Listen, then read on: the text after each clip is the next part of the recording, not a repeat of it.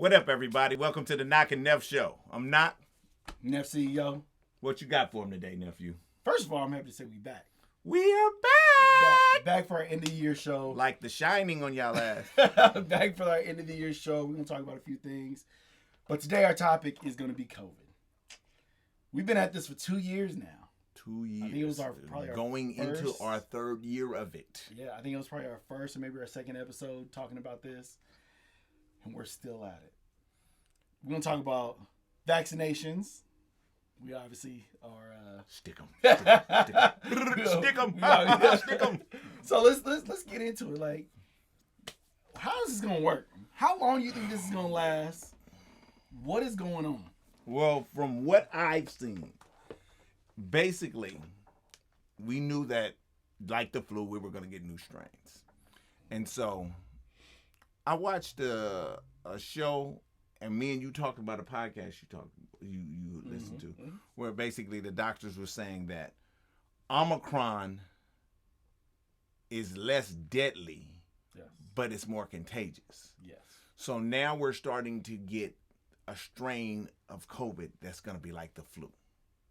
That because as long as it's not killing people, they're able to find ways to control it. When it's so volatile that it's killing people, it's hard for them to find ways to control it. This whole thing has got me vexed at this point. It does, because you can be vaccinated, boosted, and still catch COVID. So You can. It's like, it's amazing. So I told you when it came to the vaccinations that I'm not against it. I'm not anti-vax, but I also want to make sure that what you put in your body is going to be on the up and up. Out here where I live, which is in the valley, it's a little more conservative.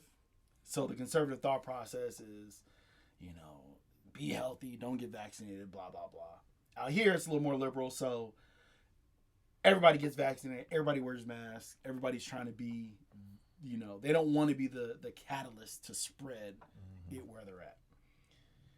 It's hard because they say follow the science, right? So the science says if you get vaccinated, then you'll be less likely at first to catch it. Now you'll be less likely to die from it. Now they're talking about they're going to come out with COVID boosters probably every year, like the flu shot. So now what are we doing? Do we have the flu? Is COVID the new flu? Are we just getting rid of the flu?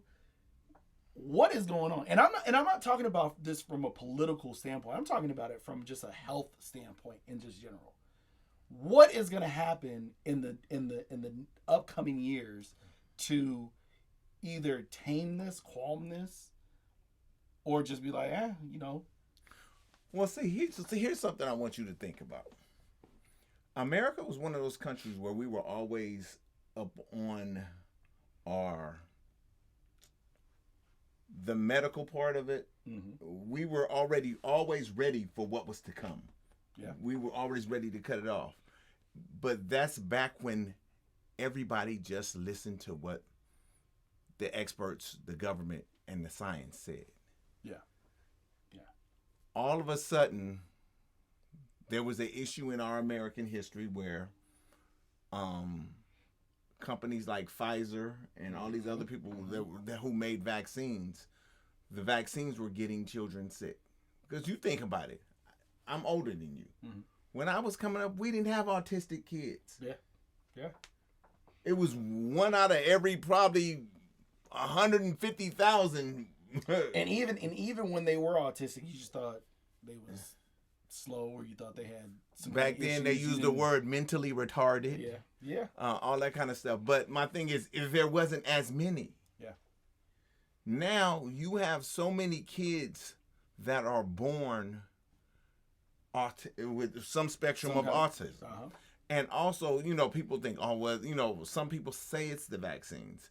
Some people say it's this, some people say it's that. You got to remember, from when I was a kid to when you was a kid, we stopped eating real foods. Yeah. We started getting man-made foods. We started tampering with the science of regular stuff. So my thing is, like, now we have all these diseases.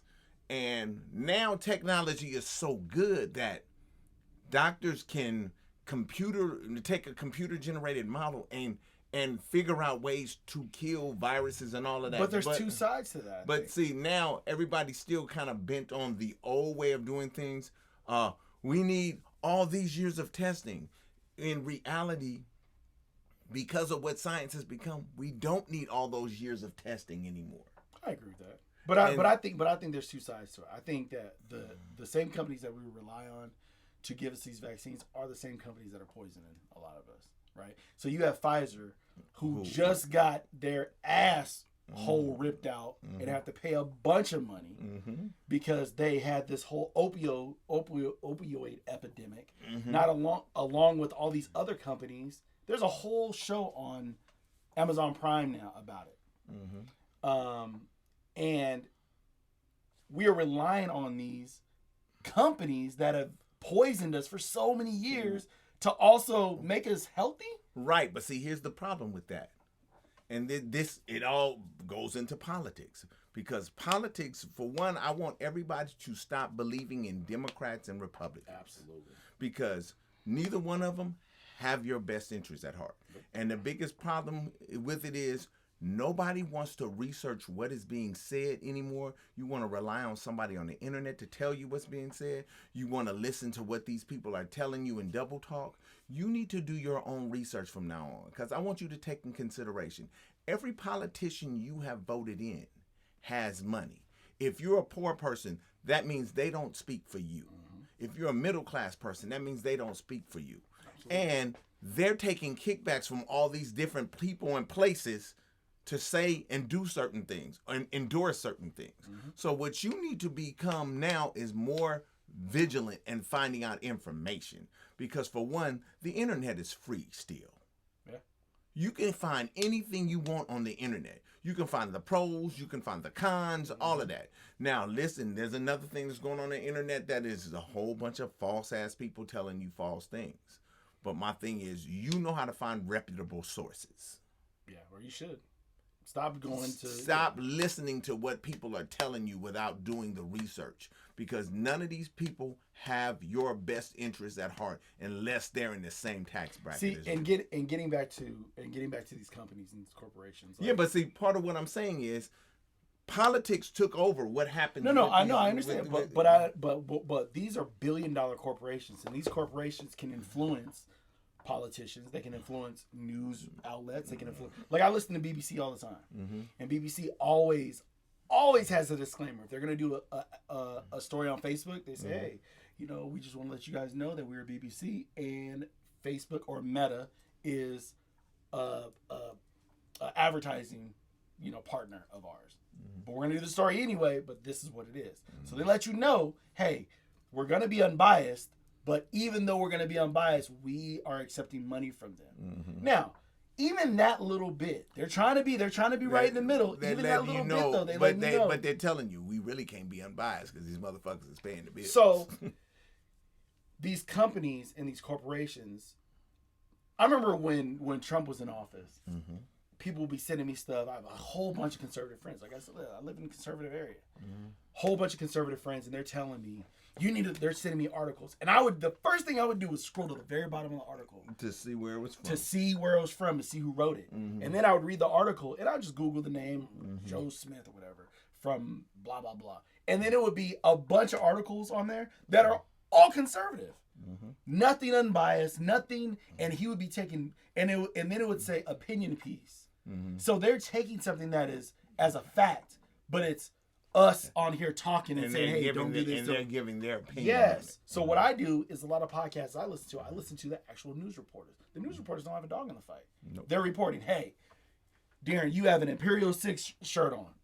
Knoc, you have a, Adidas pant. Like, that's what they're saying. They're not saying, well, I think. They're not a pundit, a talking head on TV, right? They're not Tucker Carlson. They're not, whoever else, right? Yeah. So I think we have to hold ourselves accountable. One, look at the people who are financing these things. Two, but also getting back to COVID, these same corporations and these same companies that are poisoning us are also making the money to try to help us, we have to look at it. Yeah. We have to. It's the only way to do it. Yeah. So my next question to you is, are you willing, because they're talking about taking boosters every single year. They want to bring boosters every single year. Are you willing to take a booster every year? I don't even take a flu shot. I don't even get a flu shot every year. And I worked for a pharmaceutical company, and I didn't take a flu shot. So here's the thing. We talked about this before. I told you, I'm not doing this every year. I did a booster this time. I'm not doing a booster every year. Like you said, I did the first flu shot when they started introducing flu. I didn't do the first one, but I did one flu shot. Yeah. Mm-hmm. And I had adverse effects happen to me doing that. Uh-huh. And at that point, I told myself I'll never take a flu shot again. And to be honest, I've never had a problem with the flu like that. My father did. Mm-hmm. My father would get the flu and be down 14 days in the bed. Yeah. Me, I never had the problems that he had. So I stopped taking the flu shot after I had all the complications the first time, and I've never taken it again. Soon as we get through this round of Omicron and COVID and all this, I probably won't take another booster because my immunity is pretty good. Okay. And I haven't even caught COVID once yet.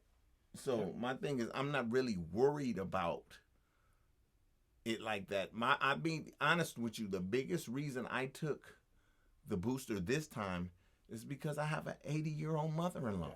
Yeah. And I have to keep her safe. And see, that's my thing with it. I'm going to say it like this. As long as my mother-in-law's around, you're going to do what you I do. probably will take will take the booster if needed. Yeah. If it gets really bad. You get what I'm saying? Because right now, I see two sides of that because too, listen to what I'm saying. Because right now, each strain is getting less lethal than the first strain. Yeah. So my thing is, I might not have to do it for the next one. You get what I'm saying? That's true. But I'm not gonna be selfish in that matter because my thing is this: if everybody would have took the vaccine in the beginning and not tried to fight it because of political pundits putting you all against each other, we wouldn't have it wouldn't be this bad. But let me ask you this though. So I've never been anti-vax. Mm-hmm. But I'm also a follow the science type guy. I also talk to my doctor friends and my nurse friends and all this stuff. And knowing and hearing what they're saying about it. And then hearing the science people totally do a 180 and say, take the vaccine will stop other people from getting it. And then hearing that they were like, oh, that's not the case. It's basically you wearing gloves, touch some dog and then touch somebody else. You know what I'm saying? You're protected, but the other person isn't. So if I'm protected, then because my immune system is deficient, then okay, yeah, I'm protected. But at the same time, I'm looking at this other person and I'm like, shouldn't you be protected?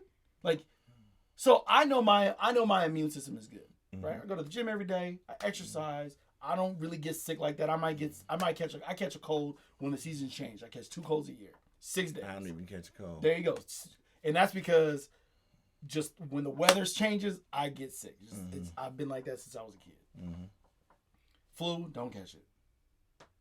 I don't have allergies. I don't have any of that stuff. See, I have allergies, and my allergies haven't even really been bothering me in the last 10 years. I used to work in a jail. When I worked in a jail, I got sick, recirculated air. Yeah. We had federal prisoners. We had, so you have all kinds of I had extra sickly individuals in there all the time. Once I stopped working at a jail, I have not been sick more than 2 days. Once I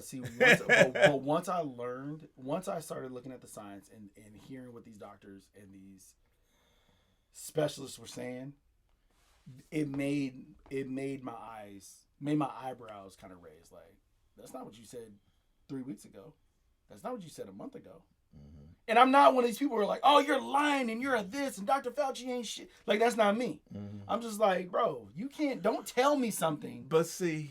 Don't tell me something and then all of a sudden flip and be But like, you well, gotta- you know. But see, here's what you got to remember: they can only tell you what they know, what they did experiments and found out.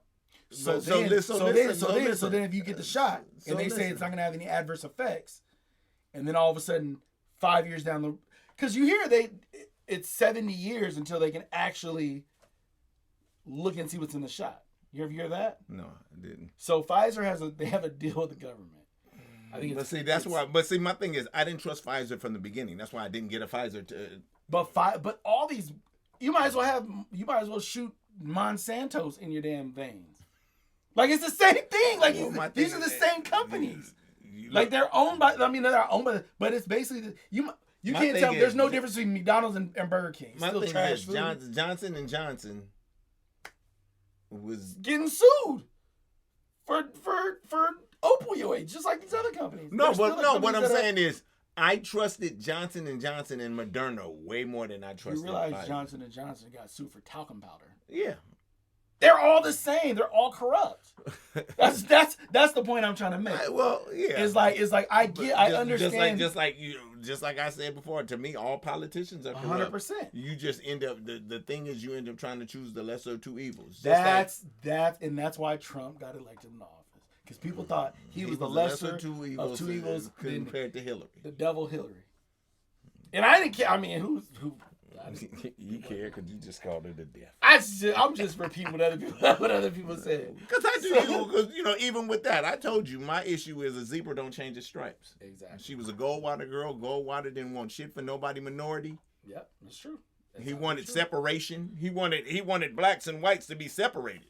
Totally. They had their own stores and everything. So we're dealing with these companies and the corporations. We want to put our trust in them. We want to put our faith in them. But they don't want what's best for us, and that bothers me. To me, because you want what's best for your grandmother, for your mother-in-law.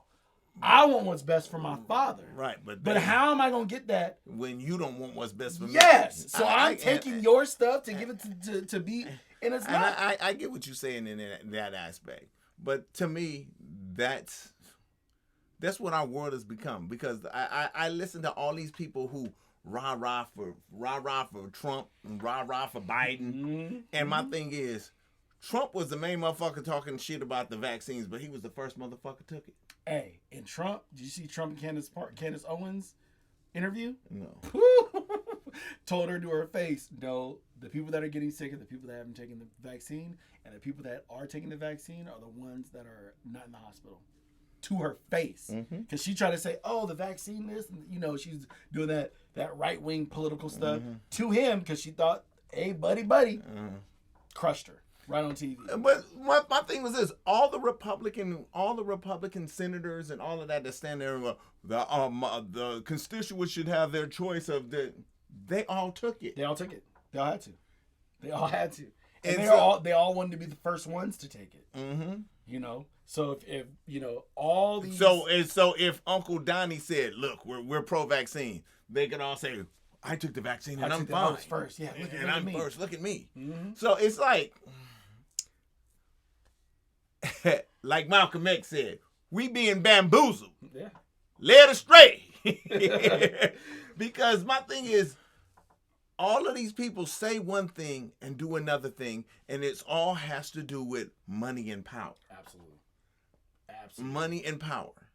Because let's be real, if you got rid of political parties and you got rid of money in campaigns, half these people that are getting elected would not be elected. No, they wouldn't want to be in politics. They wouldn't want to be in politics, but then too, there's always people that want power. If you made politics or governing or any kind of candidate thing that you can run for, if you made it like a city job, if you made it like a something like that, I can guarantee it'll be like coaching sports. You don't coach because you're in it for the money. You're coaching because you want what's best for the kids. But see, everybody wants what's best for them, and not what's best for everybody. But if you coach, you're not part of the team. You're the coach, right? So if you did that, then it'll be a little bit different. But I'm not a politician. All right, so COVID, we've been talking about COVID. Let's talk about politics since we already kind of segued into that. Okay. So about your president. Here's my question to you. How are you with the job that Joe Biden has done thus far? He's driving me up the wall, to be honest with you. Okay. I think he has big aspirations and big hopes and dreams. And I think that the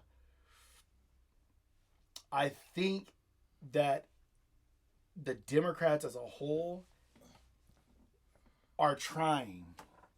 The problem is they're not getting anything done. It's the same problem we have every single time, every single year. It's always one, Joe Manchin, at this time, that is stopping the progress of the whole party. And that's a huge issue. Yeah. Because we talk about all the things that they want to accomplish and all I the things we want personally to do. think Joe Manchin's a plant. I think he's a Republican plant. Joe Manchin drives me up the wall because of this. He's in a Republican-dominated area, state. So he has to do what he has to do in that area. I understand that. You're not going to sit here and say, hey, I'm going to do the best for my neighborhood, but burn down my house doing the best for my neighbor. You're not, because you won't have a house. So then what? Right? So, but the problem is there has to be some kind of give and take. There has to. This Build Back Better plan that they're trying to do, that's, putting bridges. Dude, have you seen the bridges? Have you seen the roads? Have you seen what we drive on in California? It's crazy. It's horrible. And there's no money to. So this plan was supposed to redo everything. Well, no, the infrastructure bill went through. Yeah, but it wasn't this. And we're talking about pre-K stuff. We're talking right, about but see, healthcare stuff. Here's my problem. All that stuff. Here's my problem with that. Joe Manchin is saying, "Oh, I can't do this because I feel like this is gonna put us in a huge hole, all that." It wouldn't be a huge hole if you started taxing rich people the same way you tax everybody else. Yeah. And the biggest problem is Joe Manchin and all of these politicians who don't want these bills to go through are part of the problem because they don't want to pay more taxes. Yeah. Voting people, you need to stop voting for these people who don't want to be like you. They think they're the elite. They don't want to have to pay taxes. You think once you become any kind of senator, any of that, you don't ever have to pay for health care again, all this kind of stuff. My thing is, the things we... Well, stop right there. When you're a senator, you don't have to pay for health. That's a huge thing. No. We all pay for health care. Right. But you think they don't pay for health care? Once you've been in office, you don't pay again in your life. Ever. And that's a ginormous thing because it's not like you don't have the money to pay for it. Yeah, and they have the best healthcare. Yeah, literally the best healthcare. So it's like my thing is the system is broke. The system has been broke. For one, there's no reason we need the electoral college anymore. No. It should be one vote. Each vote should count at the way that it is, and that then too, it's no reason why houses should cost more in Idaho and it costs less in Ohio and Idaho than they do in California. Yeah. Especially when it costs more to live in California, and I'm not going to say we have less natural disasters and all of that, but our natural disasters don't tear our state up like the Midwest and the South do. Yeah. That gets an infrastructure and all kinds of stuff. And then too, there's no reason why the dollar should go further in the South than it does in the West. These are things you got to look at. In America, California, we pay more for gas than any other state in the country. Yeah. We got the most cars. We're paying for the gas industry. There are more cars in California than there is in half the country. So you have that. We're also one of the most liberal states, meaning that we fully electric. We're trying to go electric, go solar, wind energy, solar power, fossil fuels. You know, I mean, we're trying to get rid of fossil. We're trying to fuels. get rid of fossil. So we're trying to do all these things to try to benefit and better the world. The world. And then you got states like Texas, who everybody that's rich in Texas got rich off oil and fossil fuel, and they do not want to see it go away. Yeah. Because if it goes away, that's but it's that. But you know what? Honestly, it's even more than that. Like who was his name? John Boehner, right? Mm-hmm. So Boehner was against weed. No, he hated weed. No legalize it. As soon as he got out of politics, he's the man. He's the CEO of a weed company, and he's fighting for legislation now to make weed legal. So it's also one of those things where a lot of these tobacco companies who are being pushed out of their industry are jumping into the cannabis industry because they can take their tobacco farms, change them into cannabis farms, and make more money because California, because it's not Texas, can't do it in Texas. California and different states out, on the west or whatever, that are going to promote it. Oregon and right, but see, the thing is, this now weed is about to be legal in the whole country. But what I'm saying is, they're waiting. Oh yeah, they're waiting until their opportune time to change, right? They're waiting for that opportune time to change. Just like Boehner, he got out of politics. Oh, we, no, and then it was like, time to weed, because he knew there's money. Oh yeah. So until they have that opportune time, and that same thing goes with Texas when it comes to like this energy stuff. Until they see Texas is, I'm in the energy company, or in the energy industry. When Texas had that flood last year, and it wiped their whole infrastructure out, their whole electric infrastructure, Texas paid. The reason why you can have these big houses in Texas and pay $150 in power, you have a 5-bedroom house, 6-bedroom house. We know what that'll be out here in California. You might as well sell a leg and pay $200 in electric. Their bills are going to be, they're going to pay, I think they pay like 12 cents a kilowatt or something low, 10 cents a kilowatt. They're going to go up to like 26 cents a kilowatt. 28 cents a kilowatt. That's what we pay out here, California. You know what your electric bill is. Yeah. And you don't have a 5-bedroom house. I have a 4-bedroom, and if I'm running everything, $500 easy. So easy. And so this is what you got to go. What I was just talking about. Texas people don't make as much as we make. They don't. But imagine their bill going from $200 to $700 because they want to keep fossil fuels, because they don't want to put solar on top of the house, because they don't want to change the infrastructure. And the only way that they're going to be able to get the power that they need is for them to redo everything. Who do you think pays for that? Just like us, and just like PG&E out here. PG&E out here is about to be sky high because they burnt all them people's houses down, and all them people died out there in paradise. And somebody got to pay for it. And somebody has to pay for it. They're already trying right now. They just had a news report. They're already trying to raise and stop solar in California because PG&E is saying that they're getting the short end of the stick. No. You guys burned all them people's houses down because you weren't maintaining your infrastructure. You weren't maintaining your infrastructure. And I'm paying all this money to y'all. Updating your infrastructure. Weren't updating. And see, you know, it's funny. You the same way you feel about PG&E right now is the way I felt about BART. Because I got a buddy whose mother paid for 45 years for BART to go to Antioch, to where she lives. She didn't even live to get to see it happen. Yeah. Yeah. Just like there's people that paid for it to go to San Jose that have not lived to see it happen. Yeah. And they've been paying this in their taxes for years. So you take all that information between BART, PG&E, fossil fuels, California just general, how much money we're paying, and in the country, and then look at the politicians and think, what are you doing for me? Right. The way you're living and the way I'm living, there's a problem with it. I don't care if it's Trump. I don't care if it's Biden. I don't care if it's Kamala Harris. I don't care who it is. Do something. Do the right thing for the people. All of you. Because whatever this is, it ain't it. Nope. Whatever this is, it ain't it. And I think people need to understand that sometimes, bro, it's just tiring. And I'm not even, I like politics like I like sports. Yeah. So, what do you think is next for the United States and government. Because see, here's another thing we haven't talked about, and we didn't talk about the fact that Russia's about to sitting on the border thinking about invading Ukraine.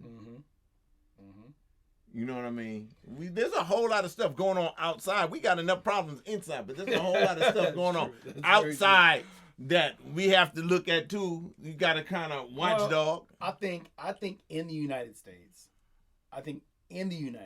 we have our biggest issue is to get our political system in order, first and foremost. But the people who are in power right now, which is Democrats, they need to get it together. Yeah. Right. So, and I'm not just saying I'm not saying because I'm a liberal, because I'm just saying. But see, the problem is we don't want as much as we don't want the Democrats to become like the Republicans, we do want them to have some balls, have some backbone. Yeah. But even more than that, this is what I honestly think is going to happen in the next few years. In the next few years, I think they're absolutely going to get blown out in the midterms. Blown out. I think President Biden is going to be the president. And I don't think he's going to run again. I don't. I think that they're going to get blown out in the midterms, and it's going to be gridlock like it's always been. And then we're going to have the same issues. And nothing's going to change. Nothing. This better Build Back Better bill, or whatever this new bill is, the bill, that's not going to go through. So then what? So here's a question. Nothing's going to change. What do we as a people do? Because, see, so many people are hung up on red and blue like they Crips and Bloods. Yeah. Like, this is my gang, and I'm sticking with it no matter how good or how bad they do us. I think the best answer is, and it's probably the most cutthroat answer, is do what you have to do for yourself. Do what you have to do for yourself and your family. Now, I'm not saying go and steal from Walmart and steal toilet paper and stuff like that. What I'm saying is, I think we have to just do better individually. I remember a long time ago when I was in religion, right? There was some issues happening in my family. And I remember one of the main, I don't say preachers and brothers in the congregation or whatever, came back and was like, look, you have your own issues in your family. Talking to my dad, you have your own issues in your family. To make the church or the congregation or whatever you want to call it better, each family has to be better. Each family has to have their own stuff together. Because this family creates this family. And all these little families create the congregation, which creates the organization. And they can't all be dysfunctional. And they can't all be. Exactly. So I think as a people, we have to live by the 10 Commandments, do what we need to do for us, do what we need to do for our neighbor, and then have these conversations like me and you are talking. These hard conversations about race, hard conversations about politics, hard conversations about religion, hard conversations about weather, climate change, whatever it is, jobs. Have these conversations, and when we have these conversations, then we can become a cohesive unit, and then basically say, we don't need y'all then we won't be in this red and blue type of thing. Right, but see, here's the biggest problem. That's all wishful thinking, though. Don't get me wrong. Because the biggest problem in this country is race, and we can't even sit down and talk about race without a white person feeling guilty for what they and feel like they're being attacked for what their ancestors did. And we don't want you to feel guilty. We don't want you to feel bad. We want you to be part of the change to correct it. Exactly, and that's a huge thing. It's not about guilt and what your grandfather did to my grandfather. It's about just recognizing, look, these are the things, this is the trauma that it's caused. And just recognize that this is what really happened. Yeah. So, like, I was watching The View, and Michelle Tafoya was on The View. And I'm not going to say I was disappointed in her, because she's Hispanic, and she's of money. Okay. So I know sometimes you got to expect certain people to think certain ways, and then she's married to a white guy, I think. Okay. So, she was saying how she feels like race is being, with all the stuff about race, is making her kids feel guilty for being white. Oh yeah. And my thing is, the topic's not making your kids feel guilty about being white. It's the actions of your ancestors is making them feel guilty. But we're not trying to make them feel guilty, but it's good the fact that they are feeling some type of way about what happened. Like it's because that's all that is, we want. All the other races, including black people, want people of non-color to feel is, we want you to realize that it's a sore spot. It hurts and it's bad, and we need to correct it. Yeah, absolutely. We know you can't go back and unslave motherfuckers. Yeah. You know what I mean? It's true. But you can get rid of all the systematic and institutional racism that is keeping these things perpetuated and going. Yeah. That's all we're asking. That's a great point. I mean, that's a great point to say it's not the talking, it's not the talking or the conversation that's making you feel that way. It's what actually happened that's making you feel that way. And then too, my thing is, people, I heard a white woman say, it's starting to be bad to be white. Now you actually get to feel how black people feel. Not only black people, other races, but I'm saying me speaking as a black man, growing up and going to certain areas, it was like I was bad for being what I was. This is what I was born as. I'm a black man. I can't help that. And it's not even about making them feel bad. It's just about understanding that there is... Understanding the feeling of what the other person felt. That's what it is for me. Putting yourself in somebody else's shoes. Yeah. Where we always have to put ourselves and put ourselves in everybody else's shoes. And honestly, like we're not small guys. We go to Raider games and we're always the big dudes, right? Mm-hmm. Did you play? You play? What position? Oh, you a big guy. Want to walk around and touch you and stuff.